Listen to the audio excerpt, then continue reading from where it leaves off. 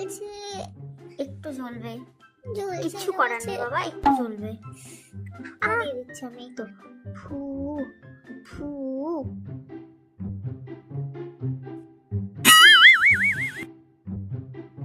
আমার না মনে হচ্ছে আমি স্কুলে যেতে পারবো না। তাই নাকি? তো কেন? না না, কাল না শুধু, আমার মনে হয় আমি আর এক সপ্তাহ স্কুলে আচ্ছা। যেতে পারবো না।